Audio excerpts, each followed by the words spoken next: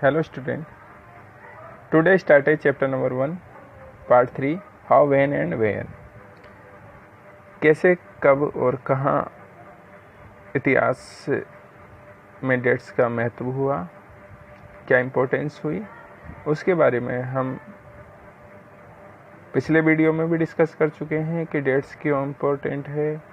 इसके अलावा हमने देखा था कौन कौन सी ऐसी डेटें हैं जो इम्पोर्टेंट मानी गई है हिस्ट्री में, जैसे बर्थ है, उनकी डेथ का टाइम है, उनका कोरोनाइजेशन है यानी उसका जो राज्याभिषेक होता है, कोई बैटल है उसकी डेट्स है, ये इम्पोर्टेंट मानी जाती है।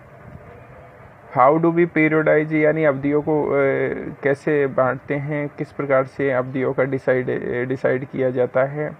आपको बताया था जेम्स मिल ने जो इंडियन हिस्ट्री को है वो तीन तरीके से 3 पीरियड्स में डिवाइड किया था, Hindu, Muslim and British. Scottish economist और पॉलिटिकल फिलोसोफर था जेम्स मिल, जिसने 3 भागों में बांटा। वैसे जितने भी हिस्टोरियंस हुए हैं उन्होंने भारतीय इतिहास को भी 3 भागों में बांटा है, जैसे एंशिएंट है, सेकंड है, सबसे पहला जो हिस्ट्री है वो है एंशिएंट हिस्ट्री यानी प्राचीन भारत, दूसरा है मिडाइवल, तीसरा है मॉडर्न हिस्ट्री। ये 3 प्रकार के इतिहास को स्टडी हमको करनी पड़ती है इंडियन हिस्ट्री में। आज का जो हमारा डिस्कशन का जो पॉइंट है वो है व्हाट इज कॉलोनियल यानी उपनिवेश या औपनिवेशिक क्या होता है, क्या कॉलोनियल क्या होता है, क्या किसे कहा जाता है, कब से प्रारंभ होता है। ये व्यवस्था को हम आज हिस्ट्री में डिस्कस करेंगे। एक चीज़ बता देते हैं, ये जेम्स मिल के जो हिस्ट्री का जो डिवाइडेशन हुआ है उसके तीसरे टाइप में आता है यानी British, Hindu first, second Muslim and third British. तो कॉलोनियल जो टाइम है या पीरियड है इसकी स्टार्टिंग ब्रिटिश टाइम से होती है यानी ब्रिटिश हिस्ट्री से होती है, वहीं से हम इसको डिस्कस करेंगे। इसके जो इम्पोर्टेंट पॉइंट हैं कॉलोनियल के, इसमें से जो इम्पोर्टेंट पॉइंट है हमने उसको पीडीएफ में डाल दिया है, मेंशन कर दिया है। उसके सेलेक्टेड पॉइंट्स को हम वहीं से देखेंगे, समझेंगे। देखिए, आज का जो पॉइंट है डिस्कशन का वो हमने इसको पहले से डिसाइड किया था कि हम कॉलोनियल को ही डिस्कस करेंगे, क्योंकि आज इस पॉइंट के बाद एक डिटेल में डिस्कशन का पॉइंट अगले नेक्स्ट वीडियो में आरंभ होगा, स्टार्ट होगा। आज का जो पॉइंट है वो है व्हाट इज कॉलोनियल, औपनिवेशिक या उपनिवेशिक क्या है। The British came to conquer the country and establish their rule, subjugating local nawab and rajas. Rajas means kings. अंग्रेज देश पर विजय प्राप्त करने यानी कॉन्क्यूर यानी विजय प्राप्त करने, और स्थानीय जो लोकल नवाब हैं, राजा हिंदुओं में होते थे और मुस्लिमों में नवाब होते थे। तो जो नवाब है किंग ही है, नवाब भी किंग ही है, किसी राजा भी किंग ही होते थे। नवाब विशेषकर मुस्लिमों में होते हैं। आप ये समझिए जितनी भी प्रिंसली स्टेट्स थी, रियासतें थी, देसी रियासतें थी, उन पर जो रूल करते थे अगर मुस्लिम थे तो वे नवाब कहलाते थे, और जो हिंदू थे, हिंदू किंग थे, वो राजा कहलाते थे या किंग कहलाते थे। तो उनके समय में जब नवाबों का शासन था और राजाओं का शासन था, जैसे हैदराबाद में नवाब थे, लखनऊ में नवाब थे, अवध में नवाब थे, ये प्लेस हैं, जगहों के नाम हैं। राजा तो ज़्यादातर हुए हैं, अधिकांश जैसे ग्वालियर में राजा है, आप ये समझिए राजस्थान की जितनी भी रियासतें थी, चाहे वो जयपुर है, चाहे वो उदयपुर है, वो सब राजा होते थे। और विशेषकर जहाँ मुस्लिम पॉपुलेशन ज़्यादा होती थी वहाँ नवाबों का शासन होता था, जैसे लखनऊ है, अवध है, इसके अलावा हैदराबाद है, जूनागढ़ है। ये वे स्थान हैं जहाँ नवाबों ने शासन किया है, मुस्लिम शासकों ने शासन किया है। तो the British came to conquer the country and establish their rule. ब्रिटिशों ने देश पर विजय प्राप्त की। 1757 प्लासी का जो बैटल है वो टर्निंग पॉइंट माना जाता है। ब्रिटिश जो रूल है उसको एस्टेब्लिश होने का टर्निंग पॉइंट माना जाता है। उस समय यहाँ इन्होंने अपना रूल स्थापित किया। किन पर?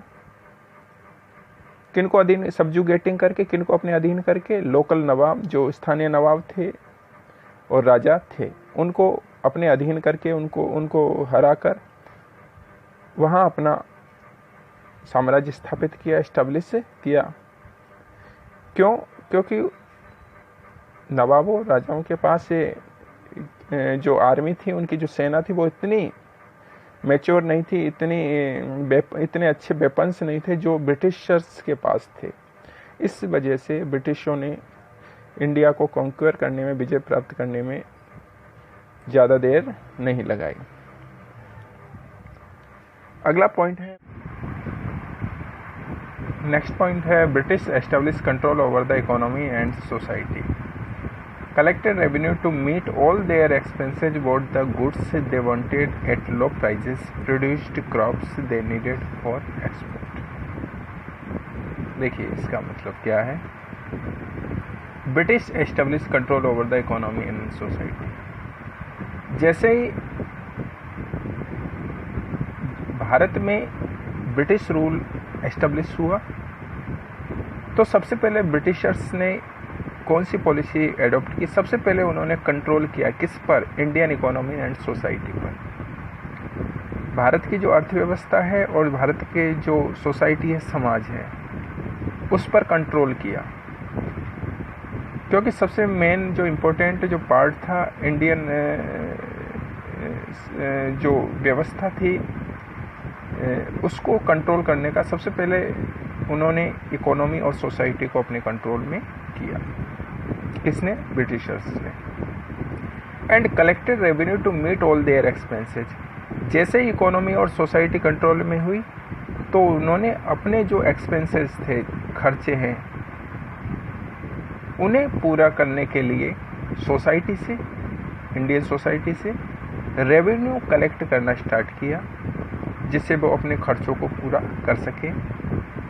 खर्चे मीन्स जो उनके खर्चे थे, जैसे एडमिनिस्ट्रेशन को चलाने के जो खर्चे होते हैं, जो एक्सपेंसेस होते हैं, उसमें पैसे की ज़रूरत होती है, तो उन्होंने इसके लिए टैक्स लगाना शुरू कर दिया। टैक्सेज के द्वारा रेवेन्यू कलेक्शन शुरू कर दिया। Bought the goods they wanted at low prices. उन्होंने क्या किया? उन्होंने गुड्स को, जो इंडिया में जो गुड्स थे, उसको लो प्राइस में खरीदना शुरू किया। कम प्राइस में वो खरीदते थे, जिसमें जो रॉ मटेरियल था वो कम प्राइस में लेते थे। इसके अलावा produced crops they needed for export. और ऐसी फसलों को उगाना शुरू किया जिन्हें एक्सपोर्ट किया जा सकता था, जिन्हें निर्यात किया जा सकता था, मतलब जिनको बाहर भेजा जा सकता था। ऐसी फसलों को उगाना शुरू किया जिनकी दूसरे देशों में ज़रूरत थी, जैसे टी, जैसे चाय की वर्ल्ड में उस समय डिमांड थी। तो इंडिया में सबसे ज़्यादा चाय है, स्पाइसेस है, जो मसाले हैं, उनका प्रोडक्शन सबसे ज़्यादा शुरू हुआ। इसलिए भारत में काली मिर्च है, जैसे इनको भारत के द्वारा एक्सपोर्ट किया जाता था। जैसे जो डायमंड्स हैं, जो आप इस समझिए। इसके अलावा जैसे क्रॉप्स में टी है, टी के अलावा जो भी नेसेसरी क्रॉप्स होती है, वो भी उसी के अकॉर्डिंग विदेशों में एक्सपोर्ट की जाती थी। जिससे अंग्रेज़ों को या ब्रिटिशर्स को रेवेन्यू कलेक्ट होता था जिसके द्वारा, इसलिए ऐसे क्रॉप्स को ग्रो किया जाता था हिंदुस्तान में जो बाहर एक्सपोर्ट की जाती थी। इसके अलावा भारत में जो चीज़ें पैदा होती थी उनको ब्रिटिशर्स के द्वारा लो प्राइजेज में बाय किया जाता था, खरीदा जाता था और उनको महंगे दामों में वो विदेशों में बेचते थे। इसका सबसे बड़ा ज़्यादा बेनिफिट ब्रिटिशर्स को होता था, इसलिए ब्रिटिशर्स को ये सबसे बड़ा अच्छा मौका मिला कि उन्होंने भारत की जो इकोनॉमी है और सोसाइटी है उस पर कंट्रोल कर लिया और कंट्रोल करके उन पर टैक्स लगा दिए, जिससे हिंदुस्तान के लोगों का जो जीवन है, लाइफ स्टाइल है, वो एकदम चेंज हो गई। उनका एक्सप्लॉयटेशन होने लग गया, शोषण होने लग गया। अगला है British rule brought about in values and tastes, customs and practices. देखिए क्या कहा इसने। ब्रिटिश रूल ने brought about in values and taste, custom and practices.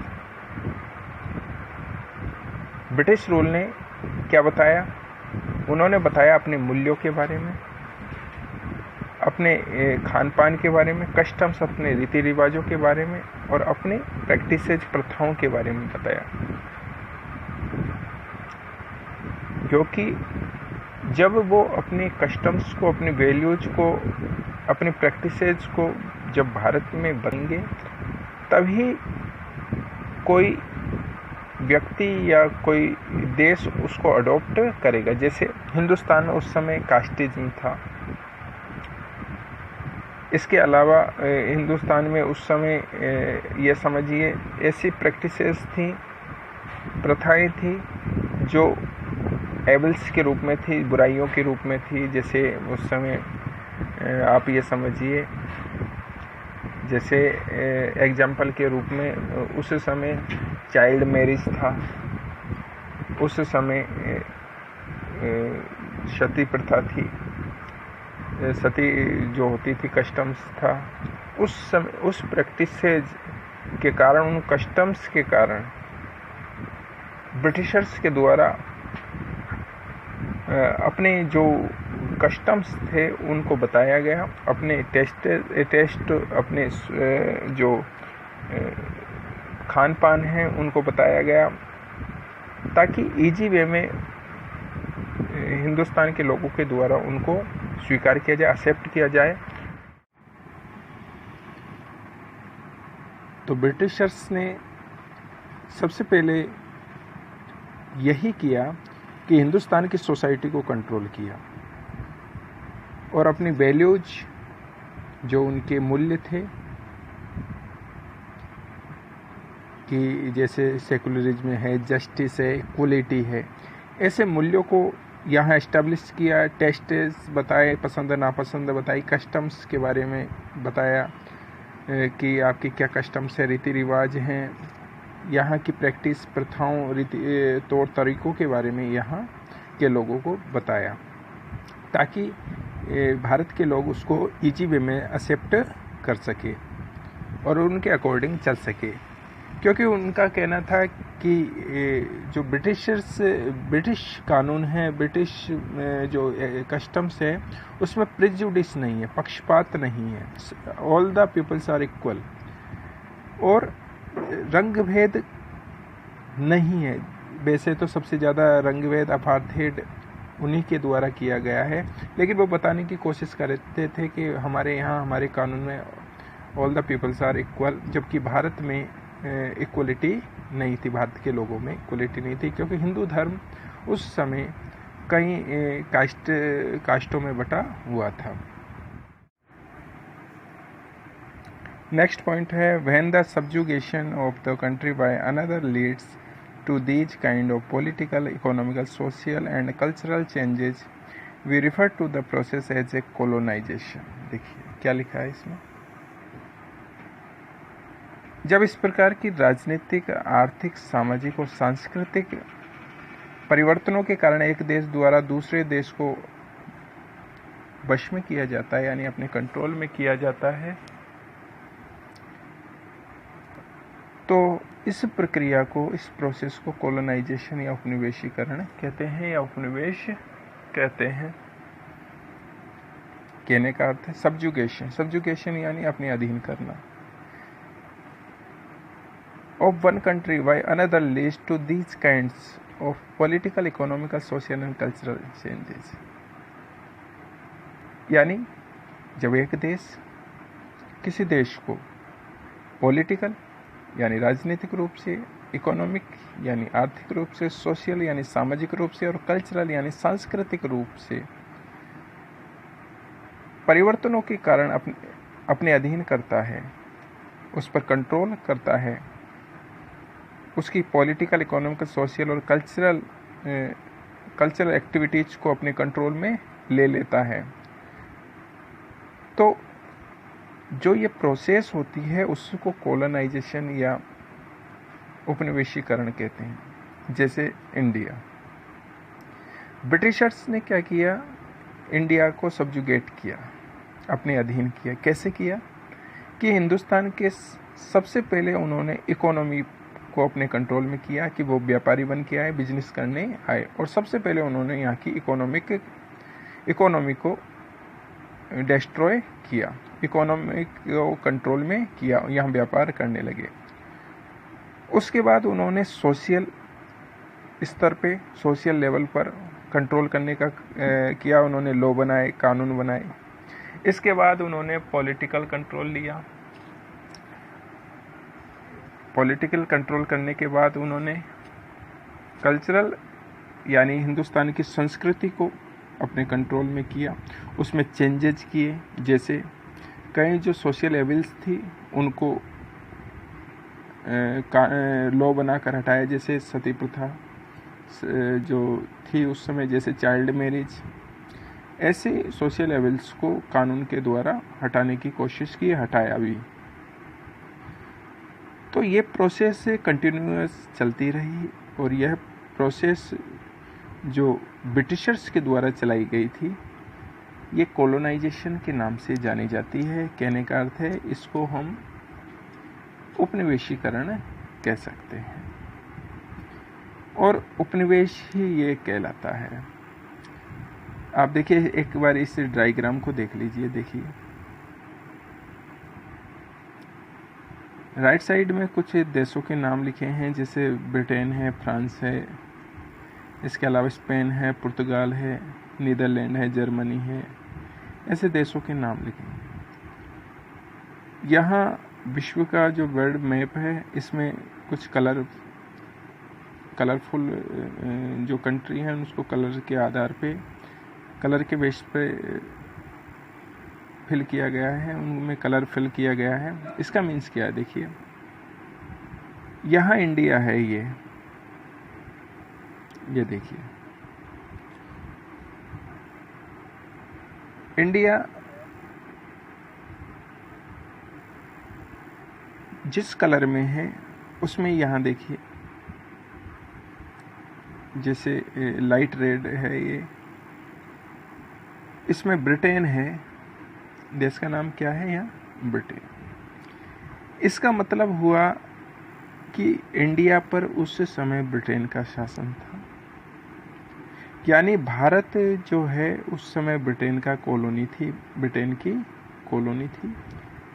उसी प्रकार जैसे फ्रांस है, फ्रांस में ब्लू कलर है, इसका मीन्स है कि ये देखिए कि साउथ अफ्रीकी जो कॉन्टिनेंट था उसका जो वेस्ट नॉर्थ वेस्ट जो हिस्सा है जिसमें ये देश आते हैं, उन पर फ्रांस का कब्जा था। कहने का मतलब ये फ्रांस की कॉलोनी थी। ऑस्ट्रेलिया ब्रिटेन की कॉलोनी थी। इस प्रकार से ये विश्व के जो मैप है उसमें इन कलर को फिल करके हमने ये बताने की कोशिश की है कि उस समय इंडिया, देखिए इंडिया लाइट रेड में देखिए, कॉलोनी का है ब्रिटेन, यानी भारत में ब्रिटेन की सत्ता थी, ब्रिटेन का रूल था और उन्होंने ब्रिटेन ने पूरे भारत को कंट्रोल कर रखा था। तो कहने का अर्थ है कि उस समय पूरा इंडियन कॉन्टिनेंट ब्रिटिशर्स के कब्जे में था। कुछ हिस्सा फ्रांस का भी था, लेकिन छोटे मोटे जगह को छोड़कर पूरे भारत पर ब्रिटिशर्स का रूल था। तो आज के हमने चैप्टर में हमारा जो डिस्कस का पॉइंट था कॉलोनियल सिस्टम यानी औपनिवेशीकरण व्यवस्था। तो हमने आज कॉलोनी के बारे में डिस्कस किया कि किस प्रकार से इंडिया को सब्जुगेट किया, यहाँ के लोकल नवाब से राजाओं को सब्जुगेट किया, अधीन किया। उसके बाद इंडियन इकोनॉमी और सोसाइटी को अपने कंट्रोल में किया। इसके बाद रेवेन्यू कलेक्शन किया, अपने एक्सपेंसेस को यहीं की रेवेन्यू से पूरा किया, फुलफिल किया। ऐसी क्रॉप्स उगाई जो एक्सपोर्ट की जा सकती थी। भारत के कस्टम्स प्रैक्टिसेस को चेंज करने की कोशिश की और यह पूरी प्रोसेस कॉलोनाइजेशन के नाम से जानी गई। तो हमारा आज का मेन पॉइंट यही था कि कॉलोनाइजेशन क्या होता है। तो आज के वीडियो में हमने कॉलोनाइजेशन के बारे में डिस्कस किया।